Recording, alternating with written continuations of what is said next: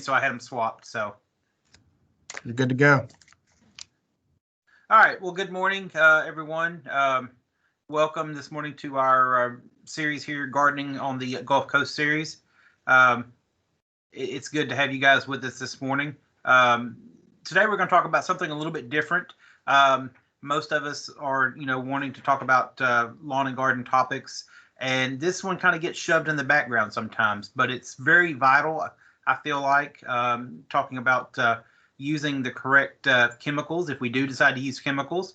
So this program will focus on chemical safety, chemical usage, a lot of information on what we find on our chemicals and how to interpret that, and also some information on practices that we can utilize to keep ourselves safe, and then proper disposal, and then a little bit at the end talking about issues that we may face when we do apply chemicals or any kind of pesticides or insecticides. So with that, I'll go ahead and put the first slide up, and basically this says, what are your options? And it's a real fancy, layman's terms. Either you're going to use some type of pesticide, and when we say pesticide, that includes everything from an insecticide, herbicide, a fungicide, bactericides, miticides, rodenticides, things like that. So that pesticide covers all those options that we use.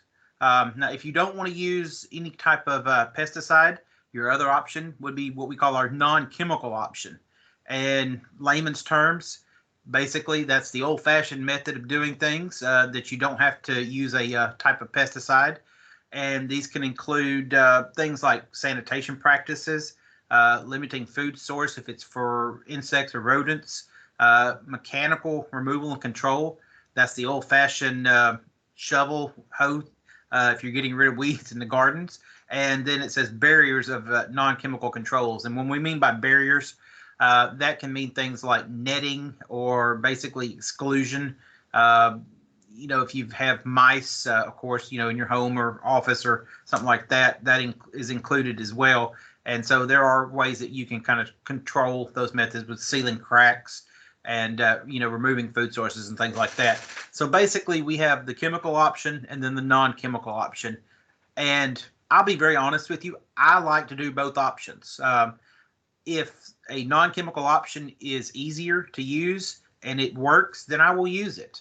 But if I have exhausted all my options for possibilities and I still have an infestation, whether it be in the garden, the home, the shed, or the barn, or whatever, and non-chemical cutting it, then I will use some of our pesticide options that we have available. So this is going to focus on a lot of, like I said, the label and what information you're going to see on that label, and kind of, give you a little bit of background on that. So let's go ahead and just start it on that.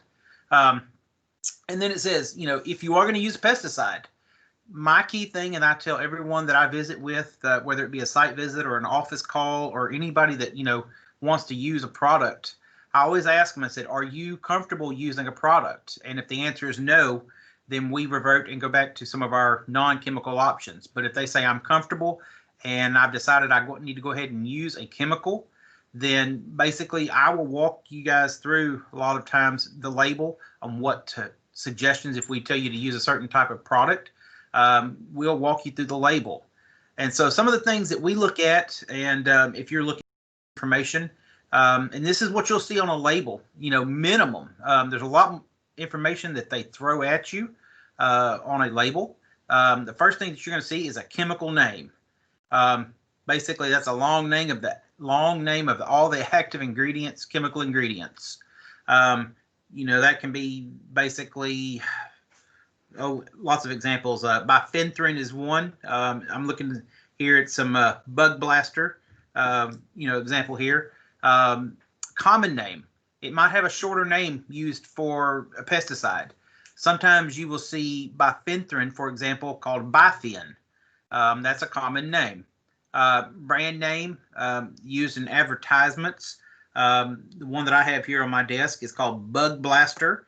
It is a insecticide with bifenthrin as the active ingredient. It also will tell you the formulation. And this basically is the formulation of the product, whether it be a liquid, a powder, a water-soluble powder, or even a granular. So it'll also, tell you what you're buying, what formulation. Some other things that will be on the product as well will be the name and address of the manufacturer. May not be on the front. Sometimes it's on the back label as well, but it always tells you who made it and where it was made. For example, let's see, this bug blaster was actually made in Bottom, Texas. So looking at that, we know that it's made here in Texas and it's made over in Bottom. And one thing that we definitely will always see on a label are three words usually that probably we're very familiar with, and those words are what we call signal words. They are caution, warning, and danger. So those are some things that you definitely will see on the label, and that's at a minimum. But if you start reading a label, you will notice there's a lot more material that is on there. So here's a good example of a label that I had that I found, and this is actually a herbicide that we have used and we recommend to folks time to time, and this is just a good example. So on the left, you'll see where it says common name, and that says Fahrenheit. So that's the name of the product. Below that, you're going to have the chemical name, and that's basically a list of your active ingredients. A lot of times, this is usually in the lower left-hand corner of a label. That's a predominant location for it. Not always, but most of the times, that is usually in the lower left-hand corner. On the front of it, you will also see our signal words. Those three words that we always look for are called caution, warning, and danger. Those are always very prominent on the front of the label of just about every product that we see. I've got 2 or 3 examples sitting on my desk, and all 3 of them have that warning or that warning symbol on the front of the packaging. So it's always on the front of a package no matter what you're looking for. On the right-hand side, you'll see the brand name. And of course, again, this is Fahrenheit. You'll see the formulation, and it tells you it's a water-soluble granule that's 38%. So sometimes they'll put that. It may not always be on the front, but a lot of times it is. And then on this package that we're looking at here of the Fahrenheit, there's your manufacturer information. It tells you it's manufactured for Control Solutions over in Pasadena. So that's a product that's made actually local. And a lot of times it'll also tell you the weight on there as well, but not always. You have to look for it sometimes. But that's a good example of what's on a label. Here's one that a lot of homeowners probably have seen as well. And again, very same thing. You have Roundup as the common name. The brand name is basically the same. It's Roundup Weed and Grass Killer. And then below that, you will see chemical name. And it's kind of fuzzy, but it is glyphosate is the chemical name for it. On the right-hand side, you'll see that signal word. Now, on the Roundup label, it's actually on the back of the package. But again, it's on the package, so there it is right there. And that's what we want to look at, is that caution, warning, or danger. And then, of course, at the bottom, you see the manufacturer information of where it was made, who made it, and information like that.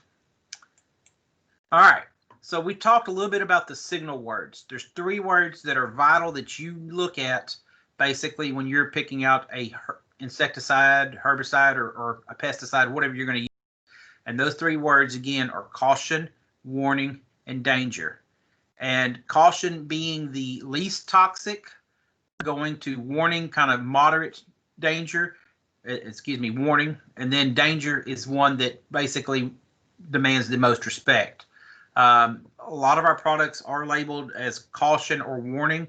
If you are using a product that is labeled as danger with one of the caution words, then that's one that you need to be very diligent in your actions with chemical safety, PPE, and things like that. So those 3 words are always there: caution, warning, and danger. Now, when we talk about toxicity on these guys, caution basically has the lowest toxicity. And it increases, exponentially. So if you have one that has low toxicity, it's still dangerous and you still need to follow all the rules and regulations, but it takes a lot of that product to cause harm. And this is just a good example. It says average amount to cause a harm can be, say an ounce to more than a pint. And that may not seem like much, but compared to one that has danger labeled, as the signal exponentially much less than one, say, versus one where it says taste to 1 teaspoon. So basically, caution, low toxicity. It takes a lot to do some damage to your or bodily harm. If it has warning, moderate toxicity, we increase it maybe from, say, 1 teaspoon to 2 tablespoons. I would never suggest that you guys actually taste or test it whatsoever. And then the last one is danger, highly toxic, and basically just a taste to, one small amount will cause harm. So those are our 3 caution words that we look for. And those basically kind of set the standard what dictates our PPE, which is personal protective equipment. And we'll talk about that in just a few minutes. But as long as you see these 3 words, caution, warning, and danger, then you know kind of how to react to those products and what to do. So real quick, types of irritation caused. And again, we use our 3 warning words. On the right-hand side, you'll see caution. You'll see actually 2 cautions, and then you'll see a warning and then a danger on the left-hand side. Now, going down the left-hand side of this chart, you will see some terminology where it says acute oral dosage. That means if you swallow it or ingest it. And then below that, you'll see inhalation. Basically, if you breathe it in. Below that, you will see dermal. And dermal basically means skin contact, whether you dip your hand in it or you get the powder or dust on your hand or your clothing and then wipe your hand on your face or something like that. That is dermal. The next one is primary eye irritation. So basically, if you splash it and you get splash back in your eyes, it's talking about your eye protection. And then the last one says primary skin irritation. So let's start with the worst one. I hate to say that, but let's start with the most highly toxic one, and that's going to be any product that carries the word danger on it. So basically, if it's an acute oral dosage, and again, this is metric, so you have to use your metric system here. It says up to and including 50 milligram, swallowing it. That's not very much. I'll be very honest with you. And you'll look as that chart goes across, it goes from about 50 milligrams over to 5,000 milligrams. So basically on the left-hand side, it says danger. That's the minimum that will cause damage over to, you can increase it to a caution greater than 5,000 milligrams per weight. So that's acute oral dosage, and that's if you're swallowing it. Inhalation basically is breathing it in. Again, same process. It goes from a very small dosage on danger to a less toxic as you increase your amount up into caution. Dermal, basically, again, skin contact, 200 milligrams, and that's absorbed through your skin, whether you have it on your arms or your legs or basically your face or some sort of dermal contact. And again, when it says danger, basically it's a minimal amount, and as you decrease, you go to a caution, you can increase those usages a little bit. Primary eye irritation. If you look under this one, it says danger, and I think this is pretty important. It says corrosive, and if you'll read the parentheses, it says irreversible destruction of ocular tissue. That is serious. Basically, irreversible destruction of ocular tissue. Basically, you're going to lose some eyesight at that point. So that is very serious. That's something that we do not want to deal with at all when we talk about safety. We want to just, have our safety glasses on and things like that. And we'll talk some more about that in just a moment. When you go into the second category of toxicity, it's still very bad. It talks about corneal involvement. Guys, and I'll just be honest with you, anything that involves anything to do with the eyesight is pretty serious. We don't have an extra set of eyes that we can take in and replace. So we only have, the set that we're given. And so basically we have to protect those at all costs. So eye irritation is very important, even all the way into the category on caution. It says you can have some corneal involvement and other eye irritation for a week or so with low toxicity. And then the last one, maybe your eyes are red and watery for 24 hours. That's still serious as far as I'm concerned about your eye irritation. So I'm always very cautious on, products that may have splashback potential where your eyes are damaged. So be very careful with that aspect of it as well. And then the last one talks about primary skin irritation. And again, if you're looking at the one where it says danger, corrosive tissue destruction into the dermis or scarring. So basically, that's pretty permanent. If you can, corrosive means basically to eat away at the tissue. Or again, as I'm concerned, that's pretty serious. I would hate for someone to have, scarring or permanent markings or disfigurement because of a splash or something like that, and they weren't using the proper PPE. Going down the list, severe irritation for 3 or more days. That says 72 hours. I think that's 3 days. Basically, your skin becomes very red and inflamed. May not scar, but you'll have some very noticeable tenderness in the skin, and that's it. Utilizing that warning category. Going down, you still have some irritation, but much less irritation and redness. And then the last one, caution, you may have some slight irritation or mild discomfort on your hands if you get it on there through skin irritation. So with that kind of tells you, the intensity of, using the words caution, warning, and danger. Danger means you're going to use the most caution and most protective measures that you can, while caution, basically, you're still going to do that, but have less irritation. All right. I put this in here just as well. You don't normally see these a lot of times, but sometimes you do on certain products. And probably the one that we normally see is that one in the middle where it says acute toxicity. And that's the skull and crossbones. I have seen that on some chemicals before. That basically is a worldwide symbol that you'll see on a lot of things for different types of products, but that's supposed to be a very understandable pictogram. And you see the skull and crossbones. That's not a good thing to be looking for. One that we're starting to see more often now is the little fish in the tree on the lower left-hand side. That does mean that it has some environmental toxicity. If you're putting out a product and it is harmful to fish or waterways, then you will see that symbol. A lot of things have the potential for runoff and drift, and they will put that on there if it is, harmful and dangerous to fish or areas. So be mindful of the product that you're using, and that you do not utilize products that may have potential runoff or drift issues into sensitive areas, such as waterways or, running down the sidewalk basically into the storm drain, which may drain into, natural waterway areas. So be careful when you do use products and avoid issues where you may have some toxicity to sensitive areas, such as streams and bayous.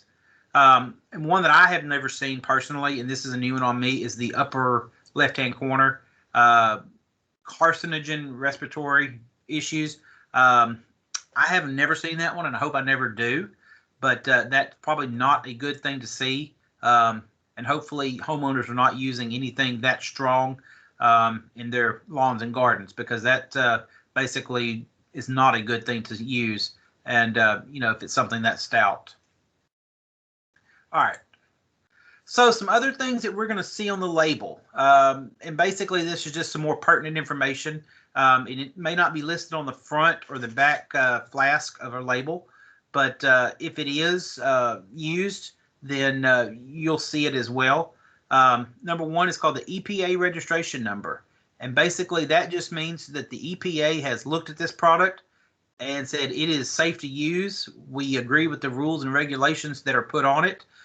If the homeowner or the user follows these rules and regulations and does what we, ask them to do, then it is safe to use in that form or fashion. You'll also see an establishment number, and that just basically tells you where the product was produced. Every facility that produces chemical is basically registered with the EPA and says this is what we make in this Houston location or this Dallas location or something like that. And basically that's an identifier number. I'm going to go back and let you guys look at it real quick, and you'll notice where it is. Oop, wrong direction.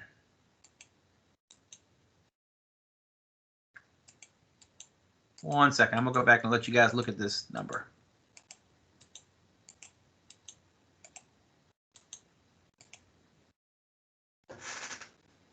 Right there in the middle of the screen, if you'll look at this label example, you'll see an EPA registration number and then an EPA establishment number. So that basically says the EPA has certified this product. The EPA knows that this is what this product is labeled to do. And then also the establishment number below it says, basically tells me where it was made and what facility this product was made in. So every facility that makes a chemical or any type of pesticide is labeled, and they know what is made where. And basically, there's no off-the-shelf or illegal manufacturing. So be sure you look for that as well. And that basically means that this product is good and has been tested and approved for its intended purposes. If you don't see that, it may not be a suitable product. So do look for things like on your labels as well. All right, let's go back. I went too far. All right, one more. Okay, so there's our establishment numbers and our EPA numbers. We looked at those. And one key thing that you're going to see on a label is the precautionary usage statement. And basically, this just simply says, how is the proper PPE required for this product? And it will also instruct you on how to protect bystanders and pets. A lot of questions that I seem to get here at the extension office is, how long do I have to wait to keep my dogs off the grass if I put down a fertilizer or something like that? Normally, those types of instructions will be put on the label as well. But that important thing, it says, describes the proper PPE required for use of this product. And that's one thing that we're really going to focus on here in just a minute. And we'll go through the proper PPE as well. Also on the label, first aid instructions, practical treatment. Basically, it'll tell you how to treat if you do come into contact with the product that you're you're working with.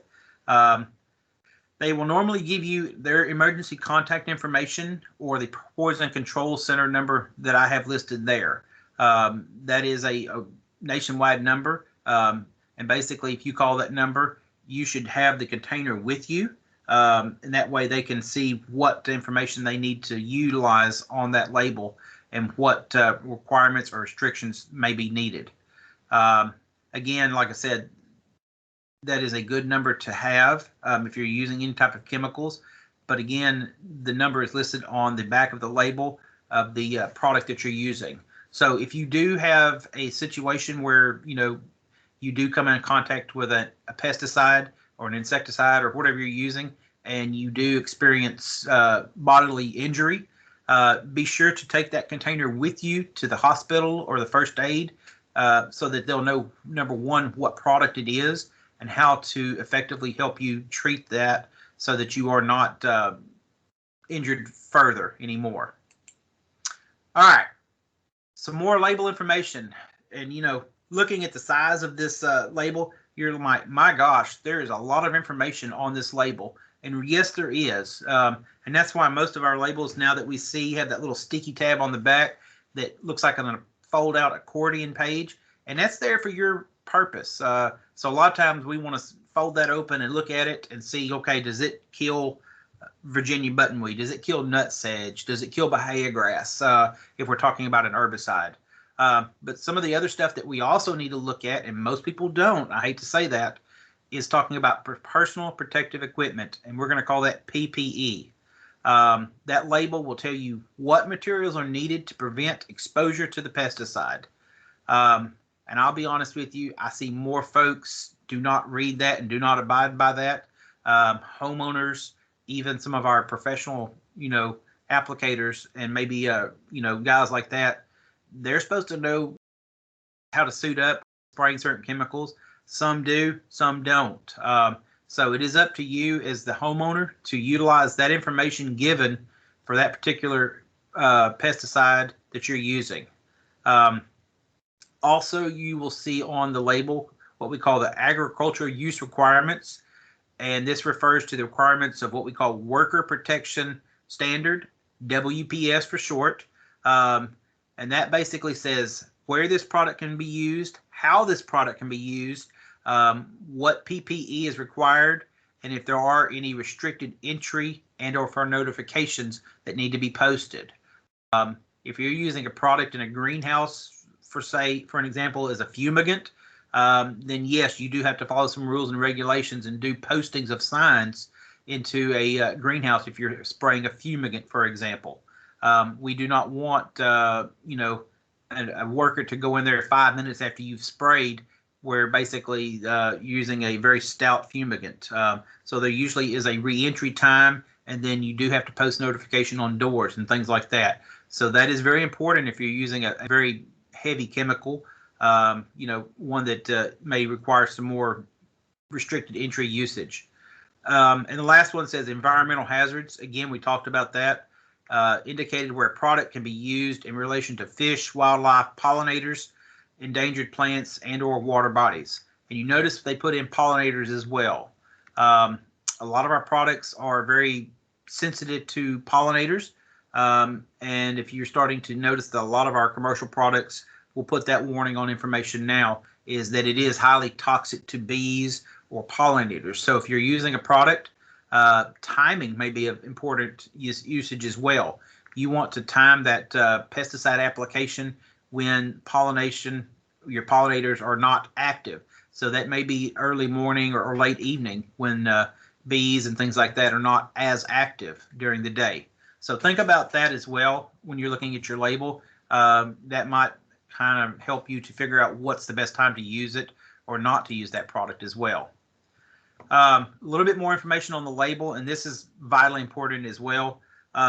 Storage and disposal. How many times I've done site visits to, look at a product, look at a yard, maybe they've got a fungal issue in their yard, and we talk about products that maybe can be utilized in the lawn to help them. And I'll walk into a garage or a storage shed, and they'll point to me to a shelf and says, I use such and such product over here, and all I see is a bag that looks about 20 years old, and I'm just, it's like, that's kind of sketchy there. Or maybe they have some older solution that they have in an unlabeled mayonnaise jar. So guys, if you do that, please don't do that.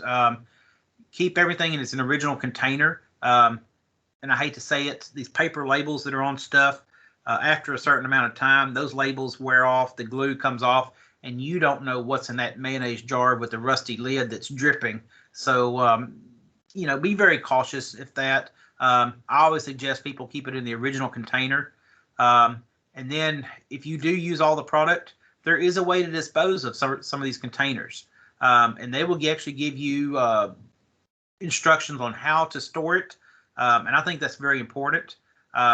Like I said, most times I'll look in somebody's, shed or garage, and they've got 5 or 6 different kinds of pesticides stored in a garage, on top of the lawnmower, or maybe they got a shelf for it or something like that. And a lot of times these are, within easy reach for kiddos in the garage. If you're like me, you've got everything stored in the garage. You've got lawnmowers, weed eaters. You might have kids' bicycles. And with that, that's a danger. So make sure that if you do have chemical use, make sure it's up out of reach or it's in a locked cabinet. That's something that, we always try to preach, is that, proper storage is important as well. Keep it out of reach of kids, especially, younger kids, because if it's something that looks, nice, they may get into it, and then, they may ingest it or something like that. So we want to avoid those issues as well. Talking about disposal, most of them will tell you to triple rinse or equivalent. and then puncture and dispose of that container in a sanitary landfill. If you're using any type of herbicide or pesticide, that is probably the recommended way to get rid of it. You can basically, if it's got a hole in that container, it's not usable to refill. So these are single-use containers.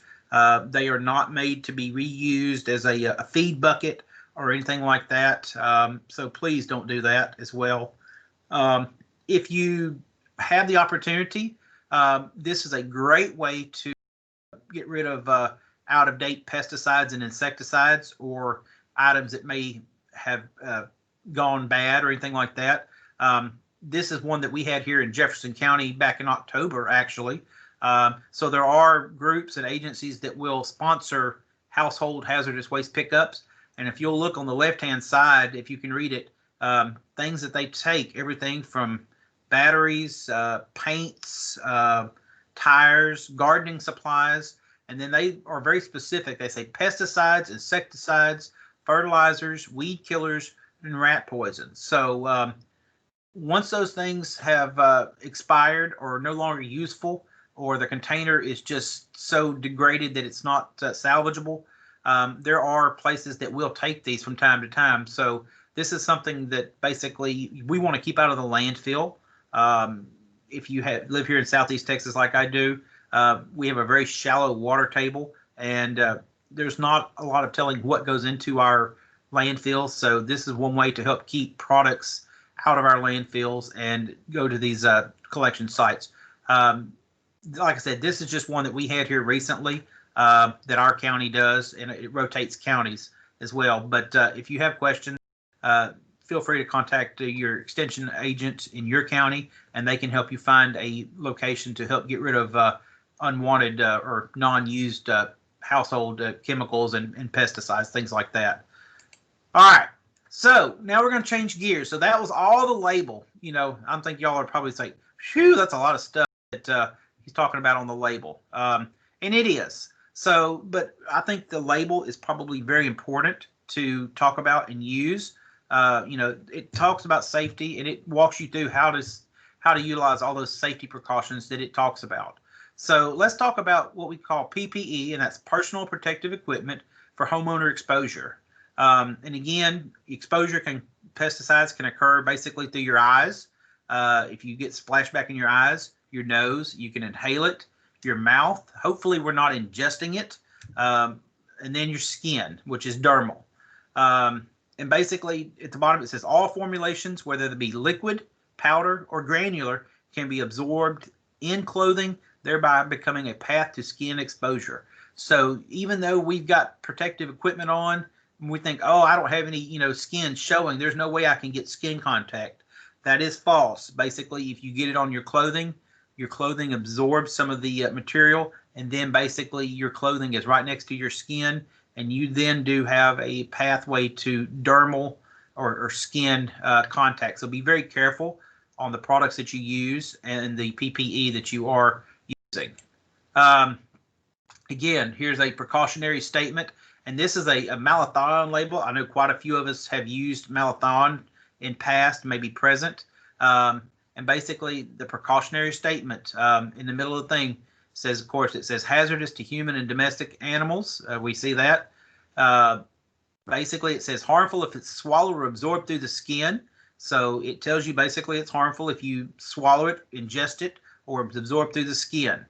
It talks about moderate eye irritation. And here's the big one right here. It says avoid contact with the eyes, obviously, skin, or clothing.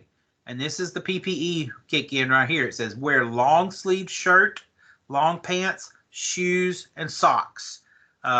So that's what we see here basically is a minimum when you're using any type of pesticide. And this is a bare minimum, guys, at the least. You'll notice that our model here, basically a long sleeve shirt, long pants,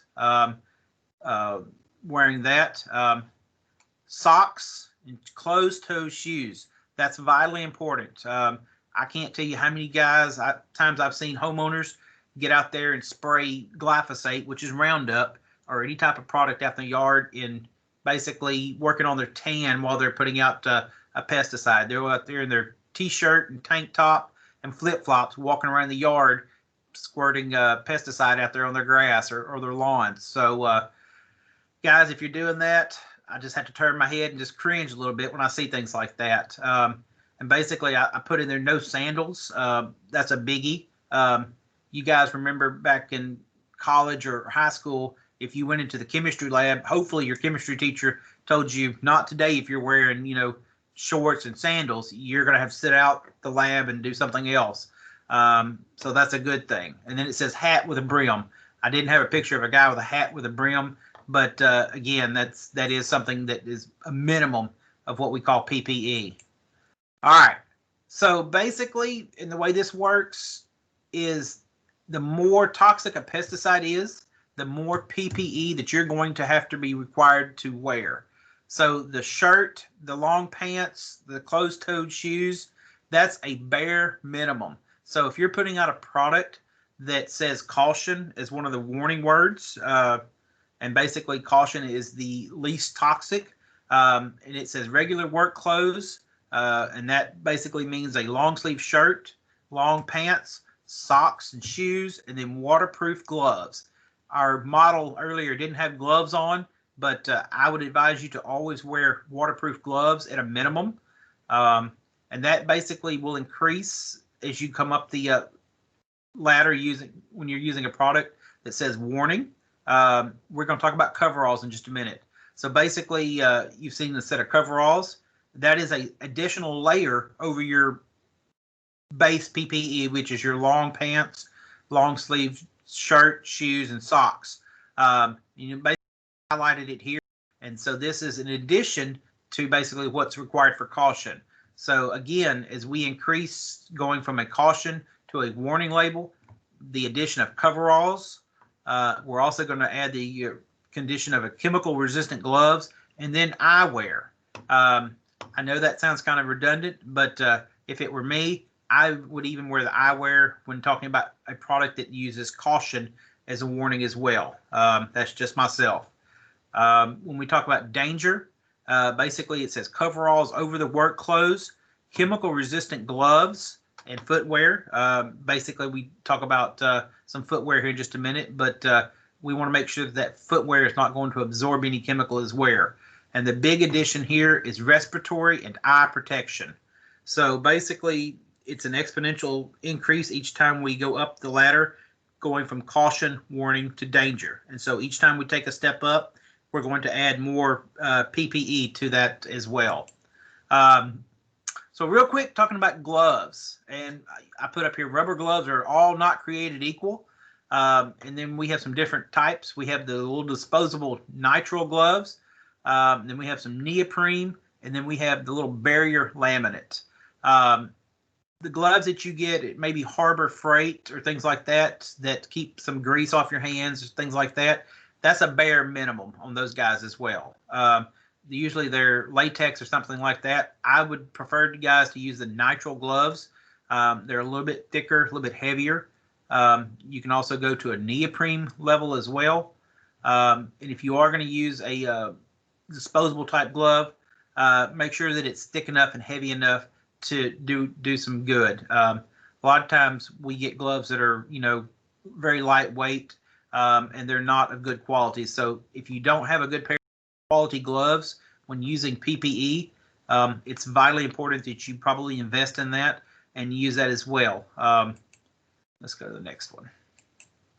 All right.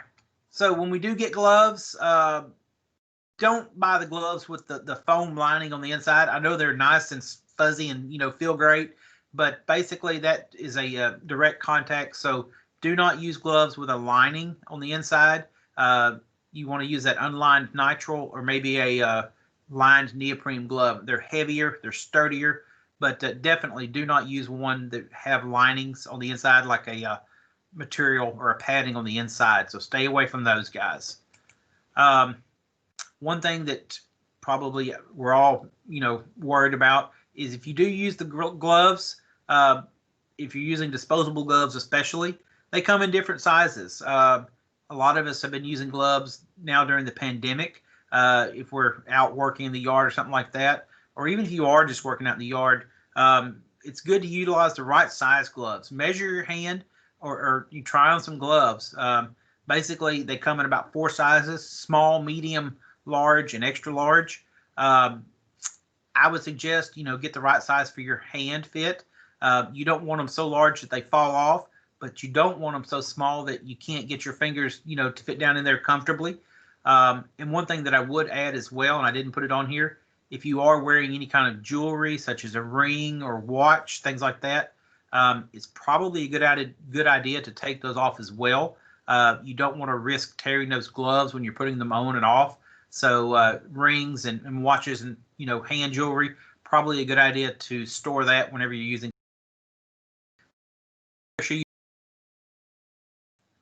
All right, now here's where we talk about the little disposable gloves.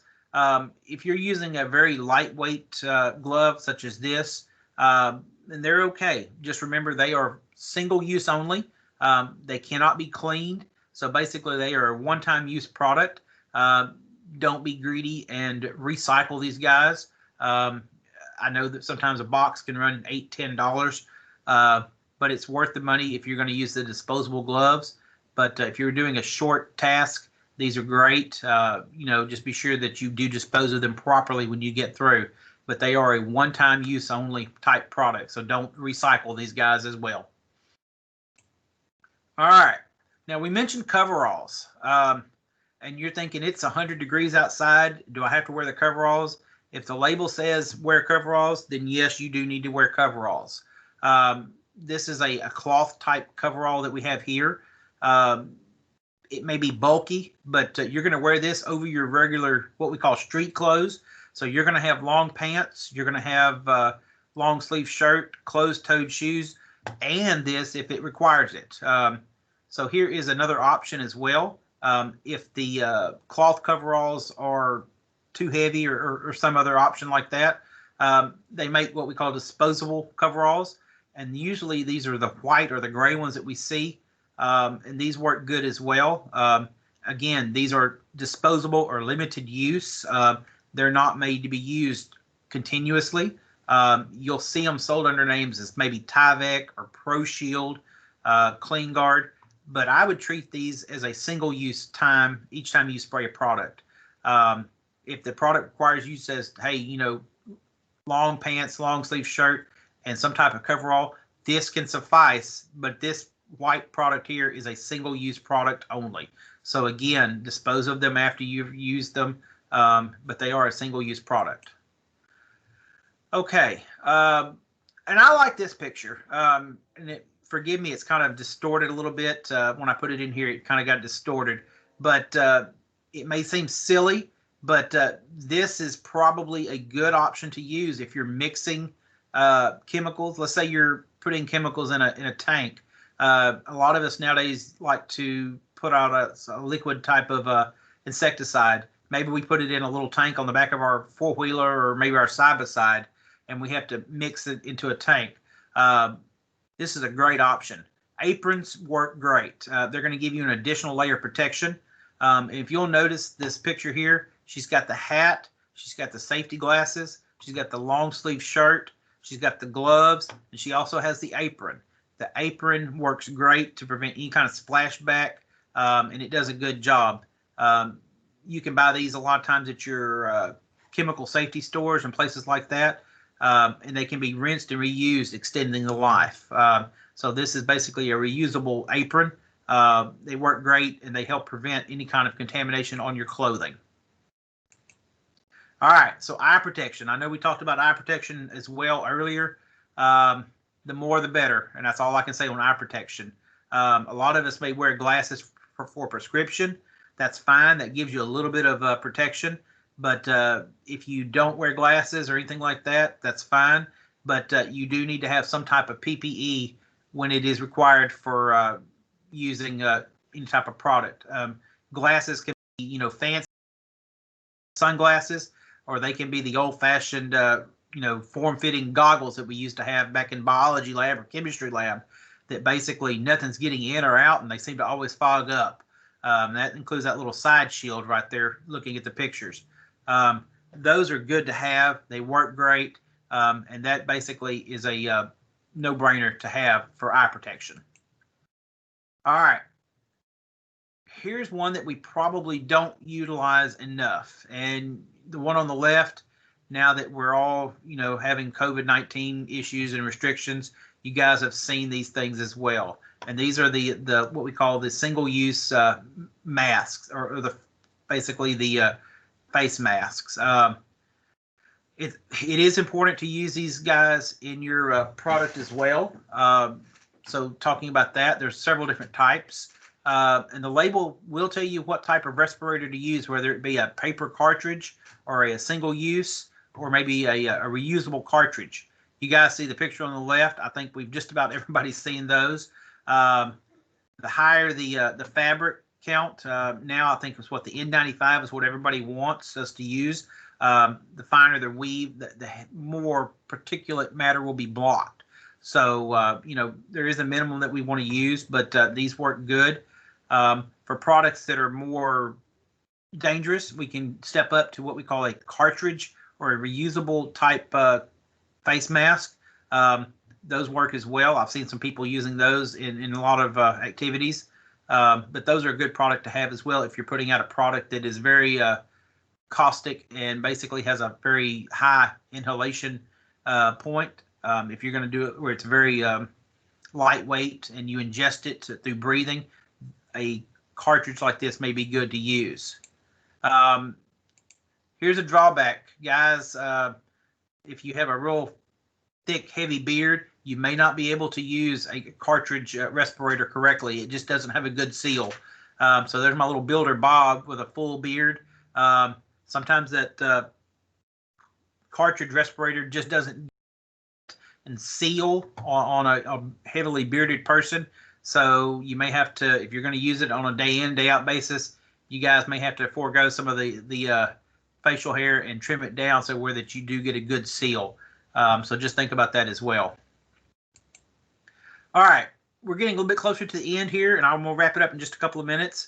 But washing our clothing after usage, after we've gone out and sprayed our vegetable garden with maybe some type of pesticide or insecticide.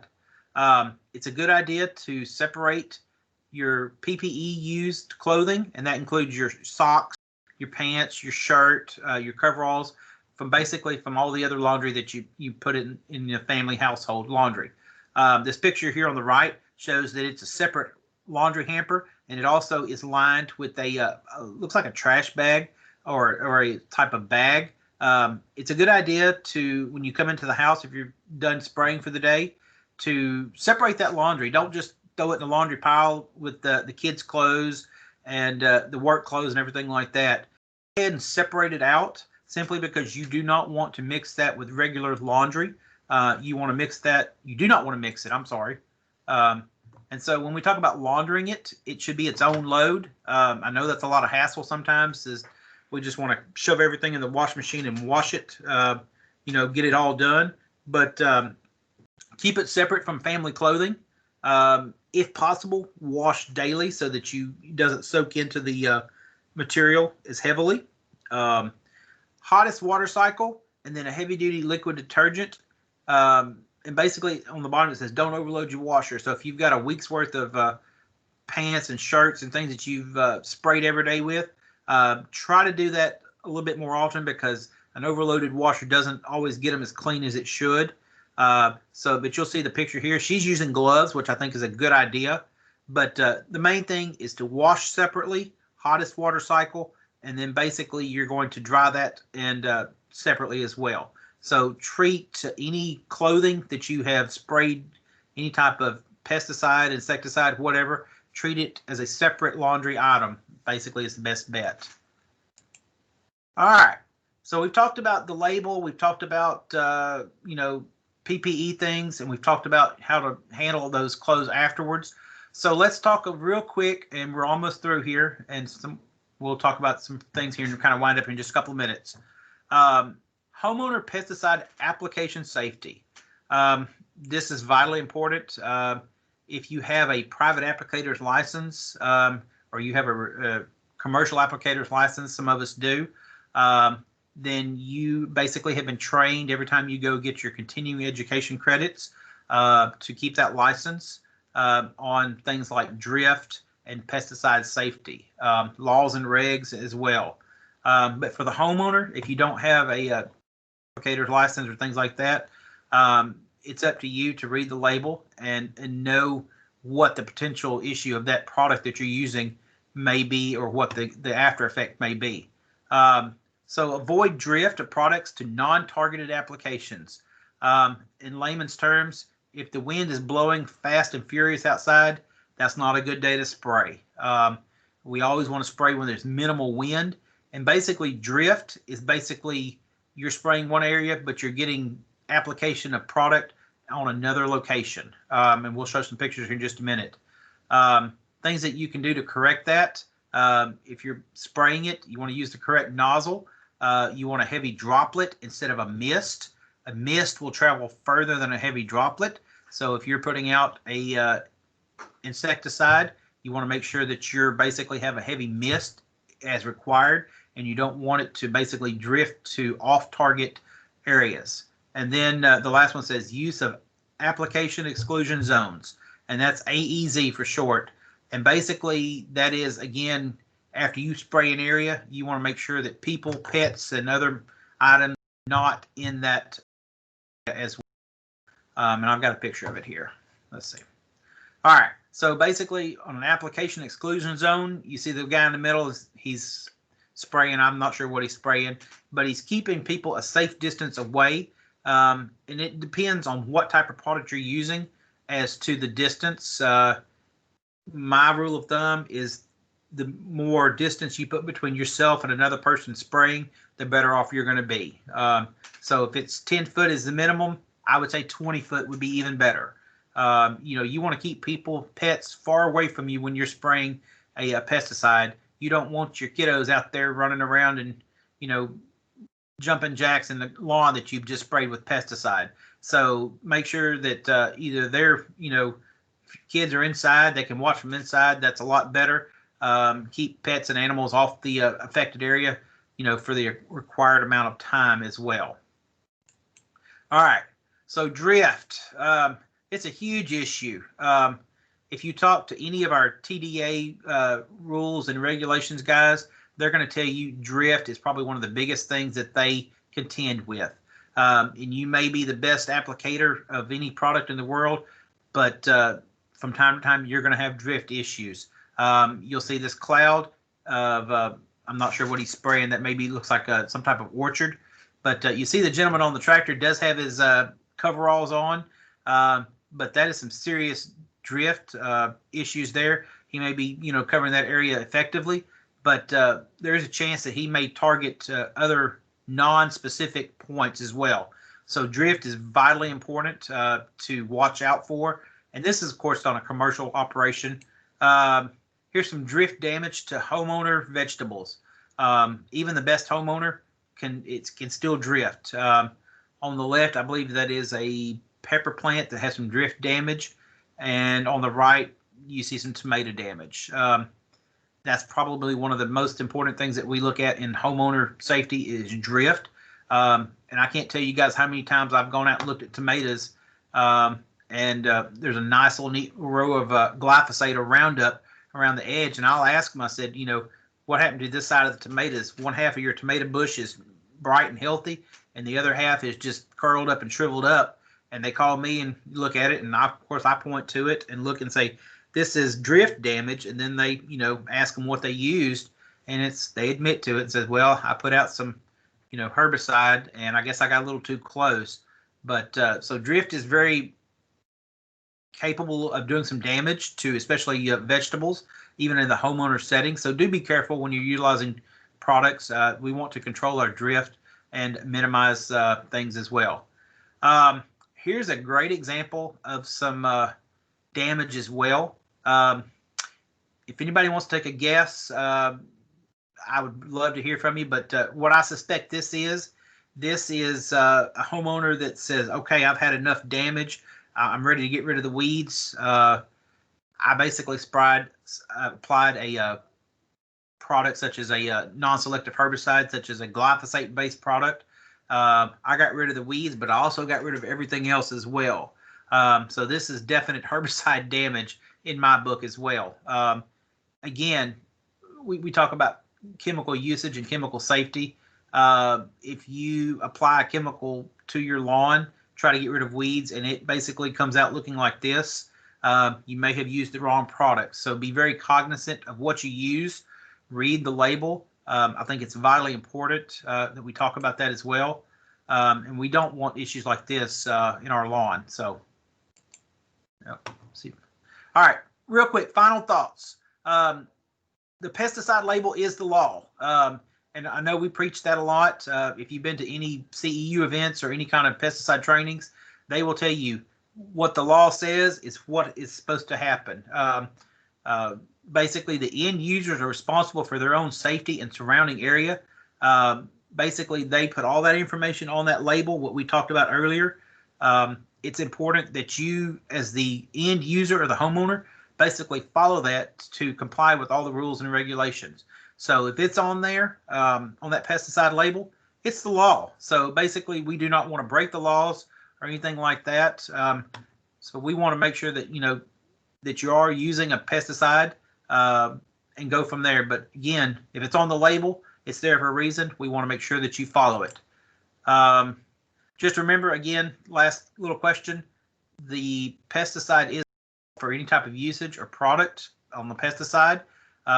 So if you do have questions, there is my contact information, there's my email, and then there's my office number if you do have questions. We always talk about chemical safety, and a lot of times we're very, very casual about it.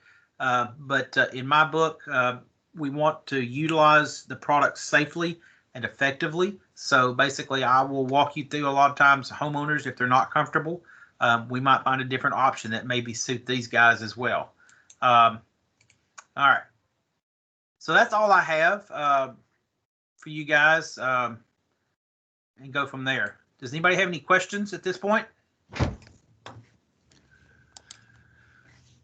Fantastic presentation, David. Thank We you. had a couple. Questions during the presentation, Okay. but we did a pretty good job of kind of pouncing on those. Oh, thank you. Between Stephen, Michael, and myself. But if anybody else has any questions here, go ahead and drop those in the chat box. Couple things real quick. Stephen Rugerhoff, if you wouldn't mind posting the calendar graphic up there in the chat box, please. You'll be receiving a follow-up email within the next day or two that will have a link to the recorded presentation, but also we'll have a short online survey. Yes. We ask that you please just take two minutes, 2 or 3 minutes, it's very short, is to go ahead and fill out that survey and submit it. This is going to help us with programs and topics going into the future. Let's see. Mr. Brugerhoff, do you have the graphic for our December schedule, sir? Yeah, I'm trying to upload it, but I'm having technical difficulties. Okay, fantastic. I'll post the schedule in text. Okay, fantastic. Just FYI, everybody that's still here on the call, we will have a couple vacancies on the schedule going through the holidays here next week, next Wednesday. We will not have a presentation as we gear up for, there it is, fantastic. As we gear up for Thanksgiving. We will not have a program this coming week, so just go ahead and put that on your schedule to take the day off with us. And then also December 23rd and on December 30th, we will not have programs and preparing for Christmas, holiday, and New Year's. It's not going to be long, folks. 2020 is going to be done. We are going to bury that joker way down in the ground, and we're going to cover it with lime, concrete, rebar, multiple layers of each, and say sayonara to this mess of a year, and get prepared for a fantastic 2021. So on December 2nd, we'll have Cool Season Annual Color with Mr. Paul Winsky in Harris County. December 9th, yours truly, Boone Holiday. We'll talk about winter bulb care and division. And then on December 16th, Horticulture Myths would be a really cool presentation from Stephen Brugerhoff in Brazoria County. So go ahead and put those on your calendar going into next month, and we look forward to seeing you there. Thanks, everybody, for chiming in today and hanging out with us. Have an awesome hump day and the rest of your week. Everybody take care. David, thanks a ton. It was an awesome presentation. Thank you. I'll hang on for a few minutes. Anybody has any questions? Fantastic. Okay.